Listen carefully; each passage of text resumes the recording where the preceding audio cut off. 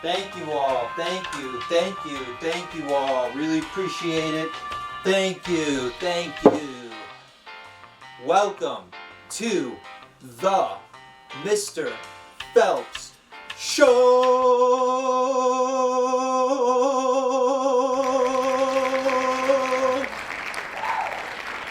This is my hat.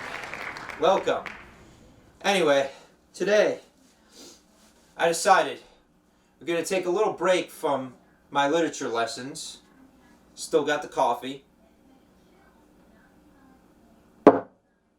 And we're going to go into social studies and history because, hey, that can be fun too. And I'm multi-talented. So, as you can see, I got my colonial hat here.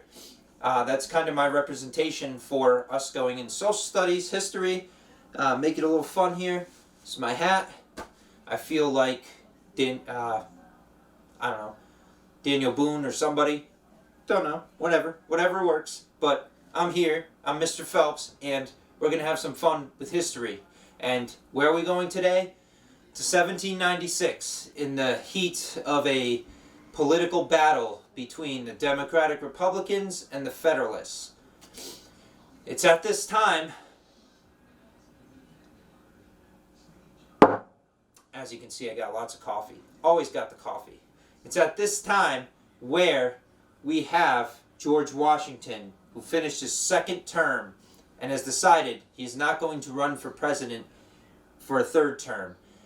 This is to the dismay of many American citizens who trusted Washington. He was basically the idol of America at this time. He was the one guy they wanted to be president.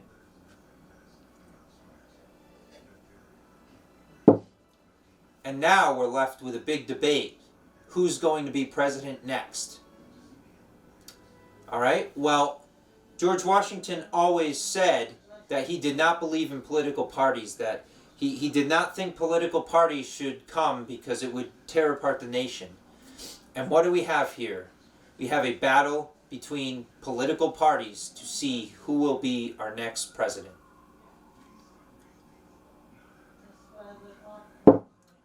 So it became a big debate. We have Thomas Jefferson, the Secretary of State, and Alexander Hamilton, the Secretary of Treasury, who both had very contrasting views and decided to build their own political parties. Jefferson, rightfully so, believed to give more power to the everyday citizens and to give more power to the states rather than the federal government. And he is part of the Democratic Republican Party. He created that party, which is not the same as the Republican Party today. It's more the Democratic Party today. But Jefferson is the leader of the Democratic Republican Party and is running for the election in 1796 as that party's candidate. On the other side, we have Alexander Hamilton, who believes in a strong central government and that the power should be in the federal government, thus the name Federalists, his political party. And he is supporting John Adams to be the Federalist nominee in this 1796 election.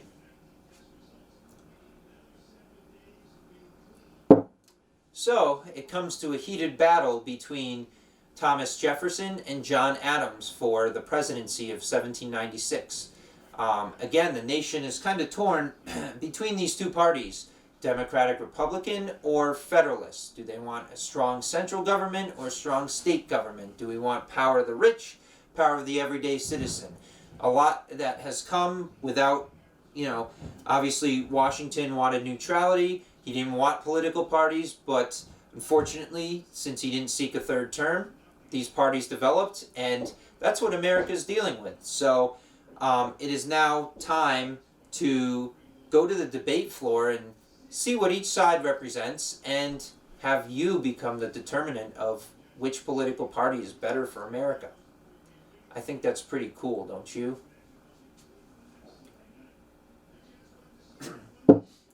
So, without further ado, I'll stop talking and I'll hand it over to Abe Lincoln, the narrator of our our mini-series, The Oval Office, and he will get us right into the political debate between the Democratic Republicans and the Federalists. So, without further ado, Abe Lincoln, Honest Abe, you're my guy.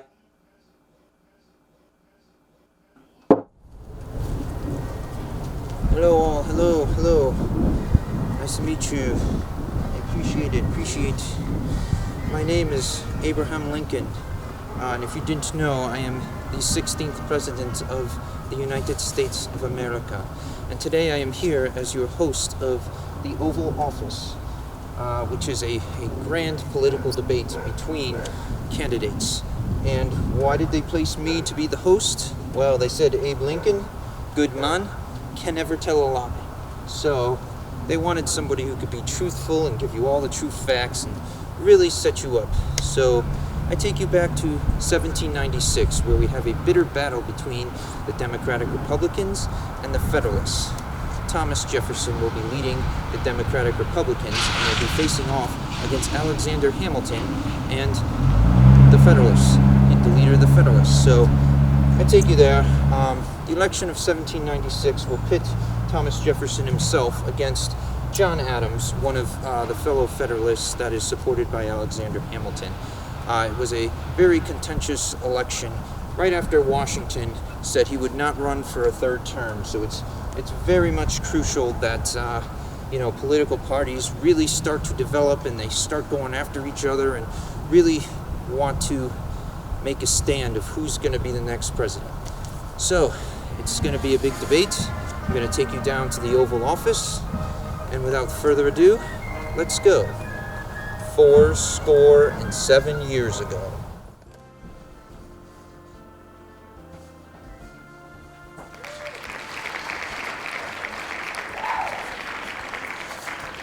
Hello, my fellow Americans. Here is George Washington, a hero from the Revolutionary War and our very first president. Here's a little secret.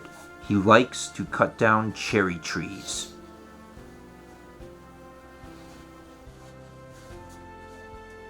Hello, my fellow Americans.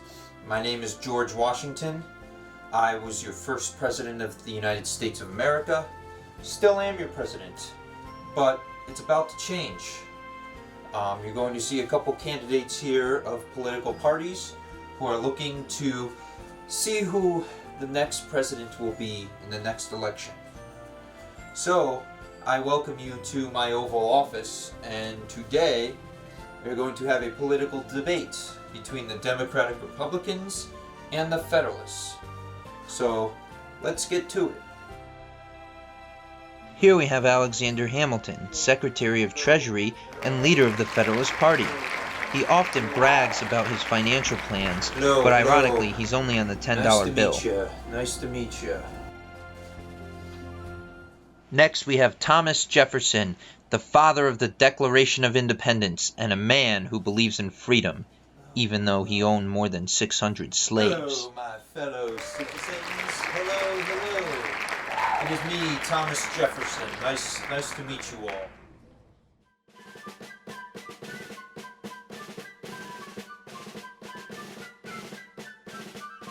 I want to thank you, Mr. President, for having me in this debate today with Alexander Hamilton.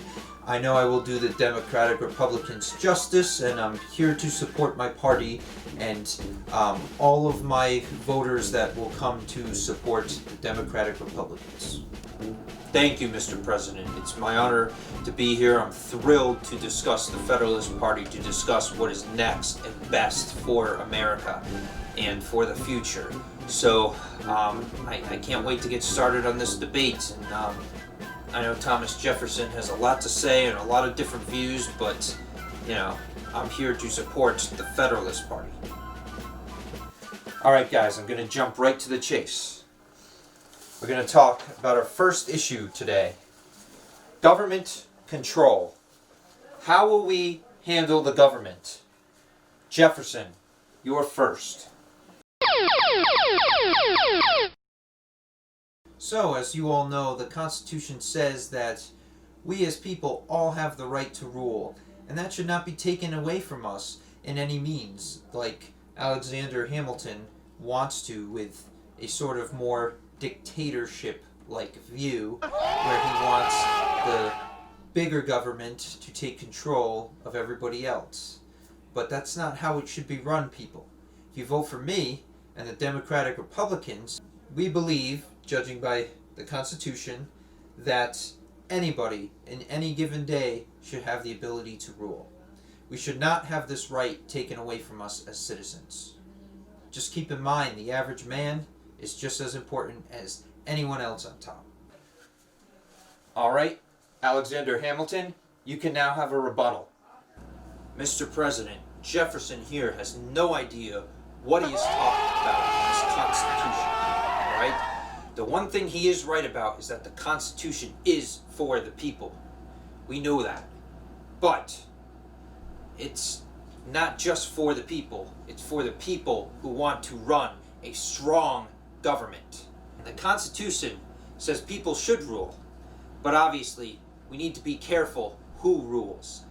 Giving more rights to the average man would be a total disaster.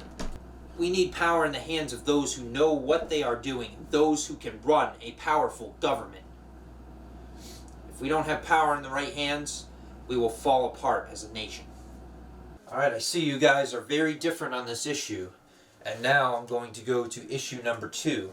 Something you know very much about, Alexander Hamilton. How do you feel about the economy? You first.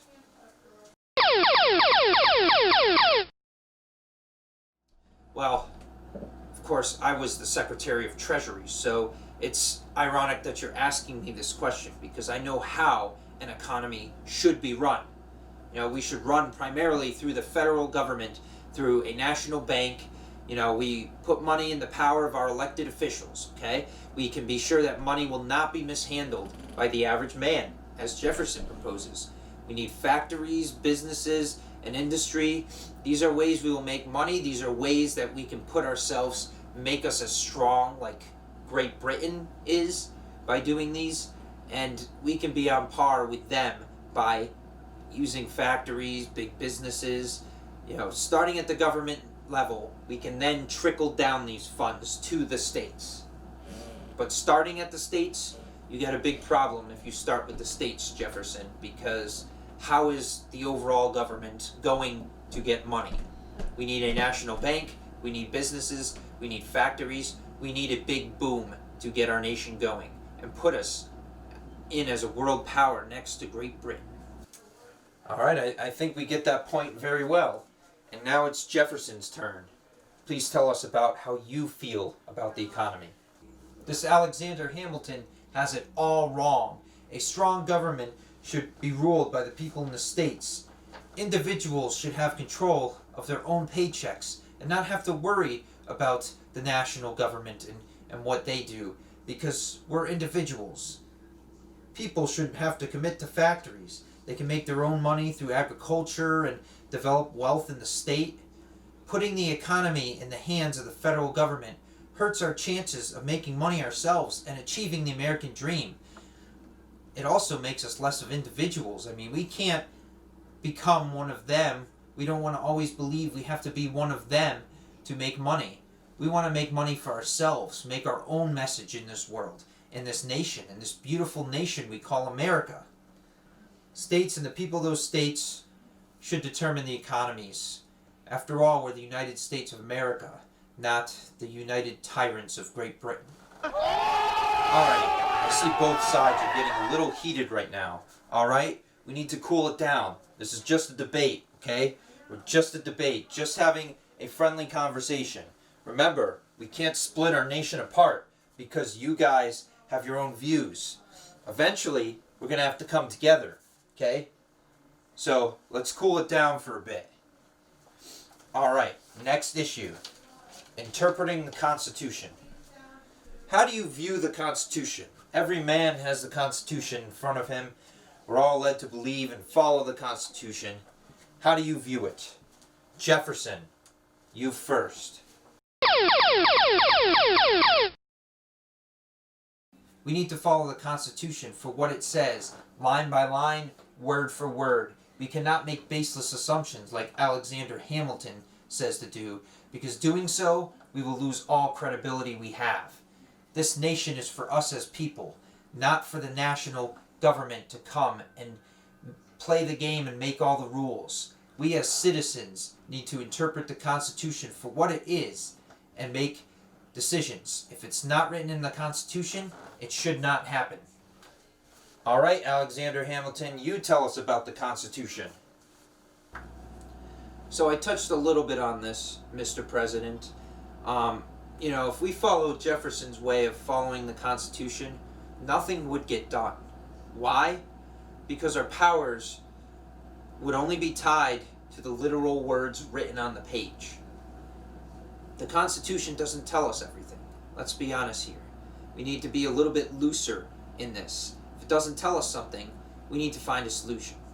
Just because something isn't mentioned in the Constitution doesn't mean that the federal government can't instill many of those laws. The Constitution grants the federal government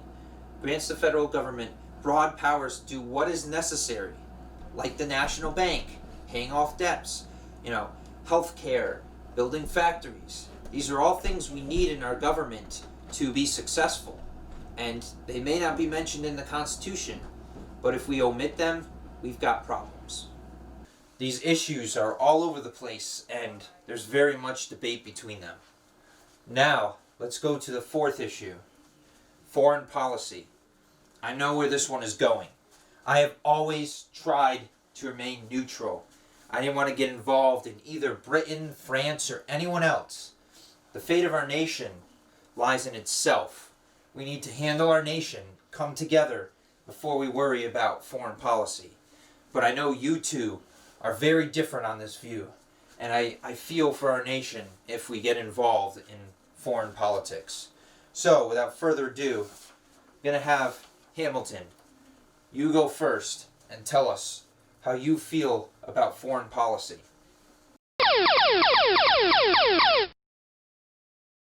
Mr. President, there's every reason to believe Great Britain is the perfect archetype to follow. Great Britain has become one of the wealthiest nations, and they are our major importer and exporter. If we do not follow and befriend Great Britain, we're going to be in a load of trouble economically. If we want to be a strong country, we should follow their model. After all, I know we broke away from Great Britain, but they are what made us become who we are today. And Great Britain is the epitome of success. All right, Jefferson, it's your turn. Tell us about foreign policy. Great Britain? I mean, this guy is laughable. Why would we want to be like Great Britain? We just got out of a war for our independence with Great Britain. Look, we have a treaty with France, and we need to honor that treaty.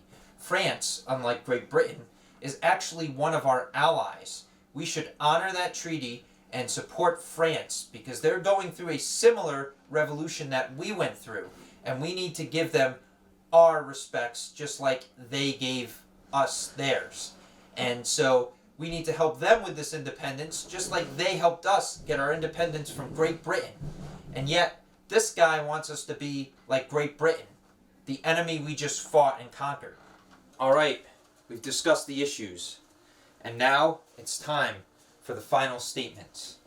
In your final statements, Jefferson and Hamilton, you will talk about how your stance is the best for the nation, and why our nation will be successful and grow by your stance only, and not the other person's stance. All right, I'm going to give you each a quick minute to give your stance, and then the nation will be your voters. They will be your audience, and they are going to determine this upcoming election. So, without further ado, let's go with Jefferson. Please give your final remarks. His name is Alex, A to the X, Ander Hamilton.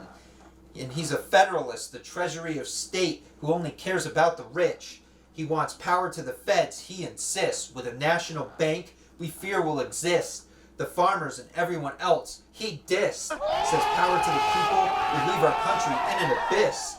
But with popular sovereignty, we must resist. His policies are horrible if you catch my drift.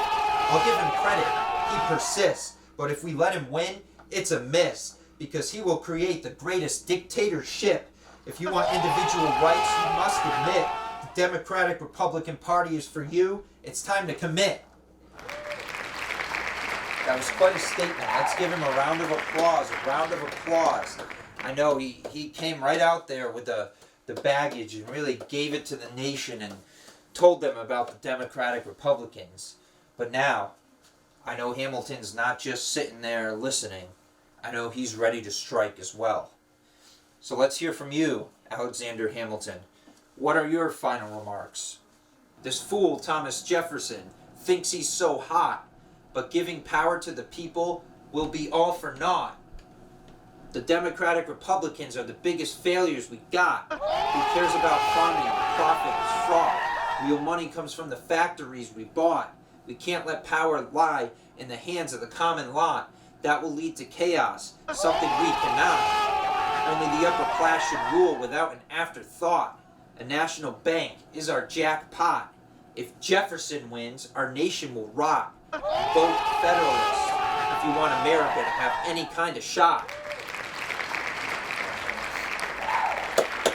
Excellent, excellent, excellent. Hamilton with the rebuttal, just as strong as fire as Thomas Jefferson. With only one problem here, guys. The nation has to choose one of you. Nation has to choose one of you. And it's apparent we are very separated on which view we want to take. So, I want to thank you both for your contributions. It's been great listening to you guys. You're very smart, you're very engaged in this political debate. But I am upset that our nation has been come to be split by political parties, because there's a lot of disagreement among you guys. You are two of my best cabinet members, and then you go off and you have different views. It's very disheartening. I understand it's good to have different views, but we should be coming together, not being torn apart as we are right now. Nonetheless, the people of our nation will have a chance to support one of you and your party and the eventual president. For now, our audience has heard the debate and they have the right to choose their mind.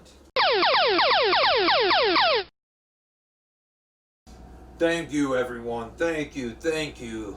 Again, I am Alexander Hamilton, and I am telling you to vote Federalist. Don't let the farmers and the everyday average man take control of our country. They will mishandle it. They will bring it into a big disaster. We need to be strong on a national level. We need to have a national bank. We need to put us on the map with other big name countries like Great Britain. And the only way to do that is to build a strong national government. So, in this upcoming election in 1796, vote for John Adams, who I am supporting as Alexander Hamilton. Vote Federalist, or our nation will become a big disaster. Thank you all. I will be awaiting your vote. Thank you. To conclude, my name is Thomas Jefferson, the leader and representative of the Democratic Republican Party. And I'm asking you to side with me. You, as an everyday citizen, as someone who may be a farmer living in the land, or someone who may just be an everyday citizen and may not be involved in government and politics. Thank you all, thank you, and thank you, Mr. President, for having me on the debate floor to talk about the Democratic Republican Party. I really appreciate being here, and I know people will support me in the 1796 election. Thank you all. Have a good rest of the day.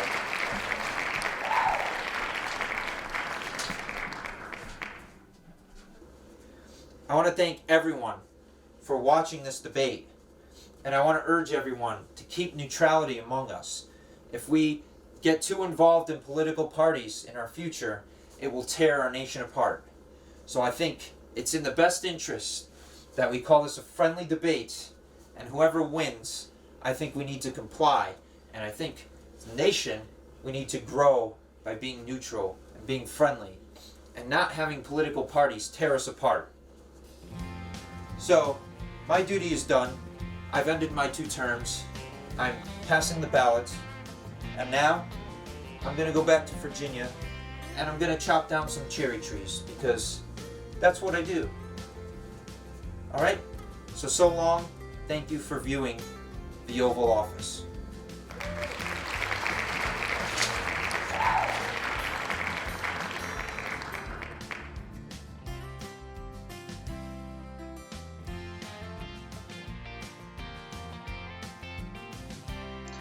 Hello everyone, it's Abraham Lincoln again, and I just wanted to say thank you for watching the Oval Office. I really appreciate it. As you know, us presidents, we all have quirks. Mine? I cannot tell a lie. George Washington? He's obsessed with cutting down cherry trees. Thomas Jefferson? Well, he's a slave owner, yet he wants freedom.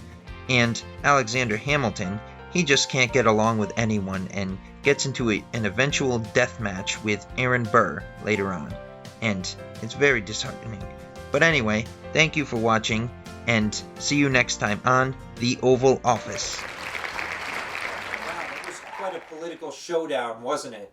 Obviously, there's no clear winner. It's kind of up to you guys to decide who wins. Is it Jefferson and the Democratic Republicans, or Alexander Hamilton and the Federalists? Both have very different views. Both have, an agenda that could work for America.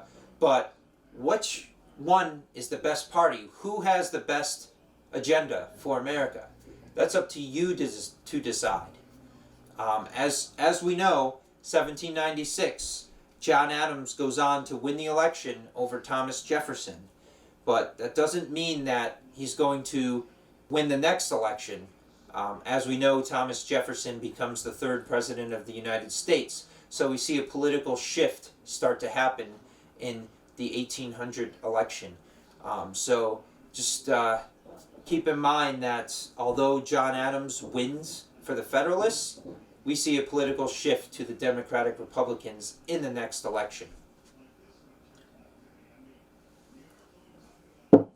With that being said, it's very interesting looking at how politics take place even as early as 1796. As we know, it develops into the world today and what we are today with Democrats and Republicans. A lot of political warfare and a lot of political parties and a lot of political agendas. Obviously, that all started in 1796 with political parties, and it continues even to today. And so I want to thank you for watching the early political debate. I hope you learned a lot and got a feel for both parties. I hope you were able to visualize how bitter the political war was there and how it is like today all around us with Democrats and Republicans and the political battle today. So I just wanted you to kind of see that parallel and to see to learn a little bit of history and social studies and the making. And as we know, we got several years to cover. That's only just a little bit, but it starts us off with political parties. So thank you. I want to say thank you, and I'll see you next time on the Mr. Phelps Show.